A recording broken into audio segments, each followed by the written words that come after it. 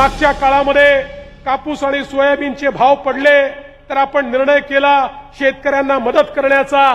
परवापासून ती मदत करणं आपण त्या ठिकाणी सुरू केलं। आम्ही शेतकऱ्यांच्या खात्यामध्ये हेक्टरी त्या ठिकाणी 5,000 रुपये, 2 हेक्टराचे 10,000 रुपये हे फरकाचे म्हणून कापूस आणि सोयाबीनच्या भावाचे टाकणं सुरू केलं आहे। आणि काळजी करू नका, याही वर्षी आमच्या शेतकऱ्याच्या कापसाला आणि सोयाबीनला उचित भाव मिळाला पाहिजे।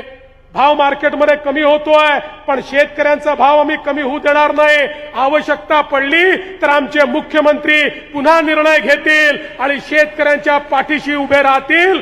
पण काही झालं तरी शेतकऱ्याला कापसाचा आणि सोयाबीनचा भाव मिळाला पाहिजे, याकरता आमचं सरकार या ठिकाणी कटिबद्ध आहे। बघा शेतकरी मित्रांनो, 2023च्या खरीप हंगामामधील कापूस व सोयाबीन उत्पादक शेतकऱ्यांना अर्थसहाय्य देण्याबाबतची कार्यपद्धती महाराष्ट्र शासन दिनांक 30 ऑगस्ट 2024 रोजी हा एक महत्त्वपूर्ण शासन निर्णय घेण्यात आलेला आहे।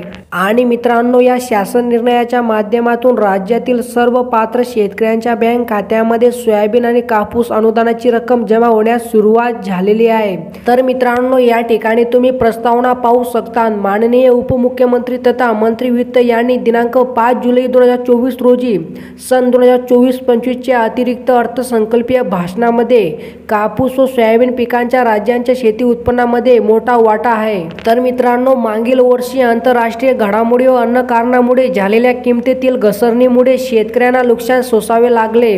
शेतकऱ्यांना दिलासा देण्यासाठी खरीप पणन हंगाम 2023-24 मध्ये कापूस व सोयाबीन उत्पादक शेतकऱ्यांना 2 हेक्टरच्या मर्यादेत प्रति हेक्टरी 5,000 रुपयांचे अर्थसहाय्य देण्याची घोषणा केली आहे। आणि मित्रांनो, या घोषणेच्या अनुषंगाने राज्यातील सन 2023च्या खरीप हंगामातील ई पीक पाणी पोर्टलवर नोंदणी केलेल्या कापूस व सोयाबीन उत्पादक शेतकऱ्यांना 2 हेक्टरपेक्षा कमी क्षेत्रासाठी सरसकट 1,000 रुपये तर 2 हेक्टरपेक्षा जास्त क्षेत्रासाठी त्यांच्या क्षेत्रानुसार प्रति हेक्टरी 5,000 रुपये 2 हेक्टरच्या मर्यादेत अर्थसहाय्य देण्यासाठीचा प्रस्ताव मंत्रिमंडळाच्या दिनांक 21 जुलै 2024च्या बैठकीत मान्यता देण्यात आलेली आहे। तर मित्रांनो, त्या अनुषंगाने संदर्भीय शासन निर्णयानुसार अर्थसहाय्य मंजूर करण्याबाबतचा शासन निर्णय निर्गमित करण्यात आलेला आहे। सदरचे अर्थसहाय्य संबंधित कापूस व सोयाबीन उत्पादक शेतकऱ्यांना वितरित करण्यासाठीची कार्यपद्धती निश्चित करण्याची बाब शासनाच्या विचाराधीन होती। त्याबाबत शासन पुढील प्रमाणे निर्णय घेत आहे। आणि मित्रांनो, या ठिकाणी तुम्ही शासन निर्णय पाहू शकता। मित्रांनो, शासन निर्णयामध्ये स्पष्टपणे सांगण्यात आला आहे की राज्यातील कापूस व सोयाबीन उत्पादक शेतकऱ्यांच्या बँक खात्यामध्ये कापूस व सोयाबीन अनुदानाची रक्कम जमा करण्याची प्रक्रिया सुरू करण्यात आलेली आहे।